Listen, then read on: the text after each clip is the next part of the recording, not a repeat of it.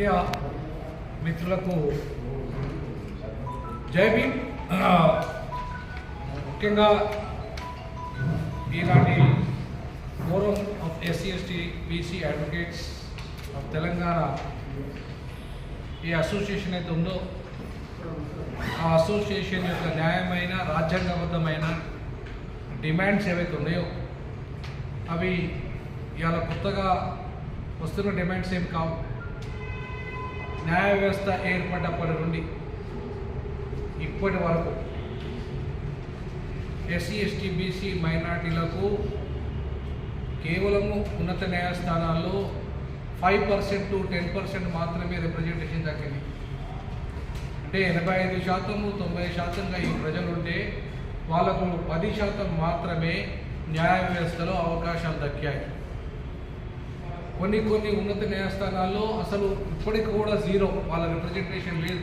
ఈ దేశంలో 75 సంవత్సరాల స్వతంత్ర భారత రాజ్యాంగ న్యాయ వ్యవస్థలో ఇప్పటికీ ప్రాతినిధ్యం లేకుండా, మహిళలకి ప్రాతినిధ్యం లేకుండా, SC/STలకు ప్రాతినిధ్యం లేకుండా, BCలకు ప్రాతినిధ్యం లేకుండా న్యాయ వ్యవస్థ నడుస్తున్నదంటే, ఒక న్యాయ వ్యవస్థలోనే ఇంత దుర్మార్గమైన అన్యాయం కొనసాగుతున్నదంటే ఇక న్యాయం ఎక్కడ జరుగుతుందో మరి న్యాయ వ్యవస్థ చెప్పాలి.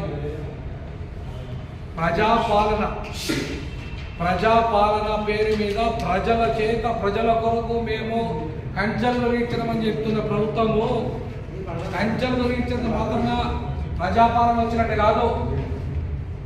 ప్రజాపాలన అంటే ప్రజల యొక్క అన్ని వర్గాల యొక్క భాగస్వామ్యంతో వ్యవస్థల నిర్మాణం జరగాలి. అన్ని వ్యవస్థలు, న్యాయ వ్యవస్థ, కార్యనిర్వాహక వ్యవస్థ, శాసన వ్యవస్థ, అలాగే ఈవెన్ లాస్ట్ 4th ఎస్టేట్ అయిన మీడియా వ్యవస్థలకు కూడా ప్రజాపాలన అంటే అన్ని వర్గాలకి, అన్ని కులాలకి, అన్ని మతాలకి ప్రాధాన్యత కల్పించినప్పుడే ప్రజాపాలన అనబడుతుంది తప్ప రెండో ఆధిపత్యం చేసుకుంటా పూర్తిగా 206 ఏవైతే న్యాయ వ్యవస్థలో రావాలో కిరణ్ కుమార్ రెడ్డి ప్రభుత్వం వచ్చినప్పుడే తెలంగాణ వాళ్ళకి అన్యాయం జరిగిందన్నప్పుడు, తెలంగాణ వాళ్ళకి న్యాయం జరగాలన్నప్పుడు మరి తెలంగాణ వాళ్ళంటే ఎవరు? రెడ్ల. కిరణ్ కుమార్ రెడ్డి 90% తెలంగాణ పేరు మీద రెడ్లకే అవకాశం ఇస్తే కోదండరామరెడ్డి దాన్ని సపోర్ట్ చేశాడు. జేఏసీ నాయకుడు కోదండరామరెడ్డి దాన్ని సపోర్ట్ చేశాడు. ఇవాళ కోదండరామరెడ్డికి సవాలు విసురుతున్నా నేను, ఇవాళ ప్రొఫెసర్ హరగోపాల్కు సవాలు విసురుతున్నా నేను. మీరు అన్నారు కదా నియంతృత్వ పరిపాలన పోయి ప్రజాస్వామ్య పరిపాలన వచ్చింది. ప్రజాస్వామ్య పరిపాలన అంటే రెడ్ల పరిపాలన? ప్రజాస్వామ్య పరిపాలన అంటే ఓన్లీ వెలవల పరిపాలనేనా? అగ్రవర్ణాల బ్రాహ్మణ పరిపాలనేనా? ప్రజాస్వామ్య పరిపాలన అంటే మీ జనాభా ఎంత, మీ వాటా ఎంత? మీ జనాభా ఎంత, మీ వాటా ఎంత? మా జనాభా ఎంత, మా వాటా ఎంత? మరి సోకాళ్ళు కోదండరామిరెడ్డి, లేదంటే రేవంత్ రెడ్డి, ఇంకో రెడ్డి, ఆ రెడ్డి, ఈ Reddy, Narasimhareddy, bar council chairman Narasimhareddy, ఇంకో రెడ్డి, ఇవాళ చూడండి మీరు, ఇవాళ ఇప్పటికే ఆంధ్రప్రదేశ్ రాష్ట్రము హైకోర్టు న్యాయ వ్యవస్థ ఏర్పడ్డ కాన్సెల్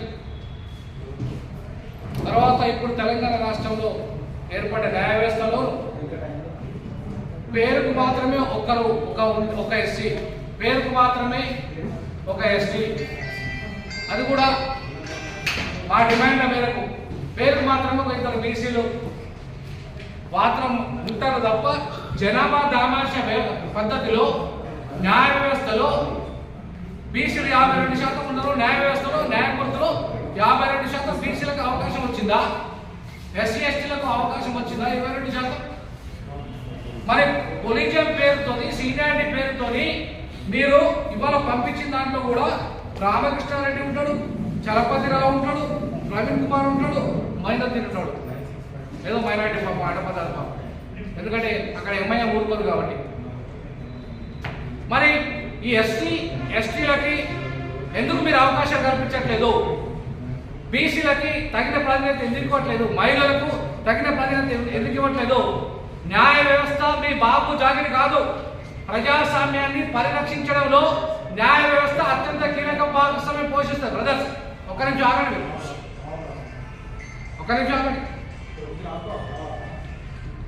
ప్రజల పన్నుల చేత న్యాయ వ్యవస్థ నడుస్తుంది. న్యాయ వ్యవస్థ ఆకాశంలోకి వెళ్ళి ఊడిపడలేదు.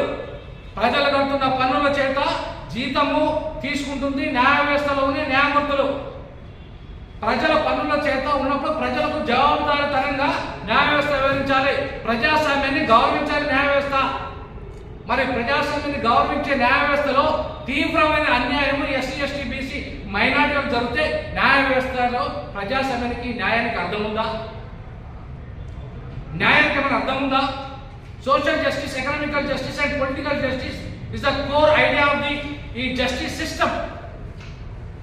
ఈ జస్టిస్ సిస్టంలో ఈ వర్గాలకి తీరని అన్యాయం 93% తెలంగాణలో ఉంటే ఈ వర్గాలకు 5% లేరు అలా జడ్జెస్.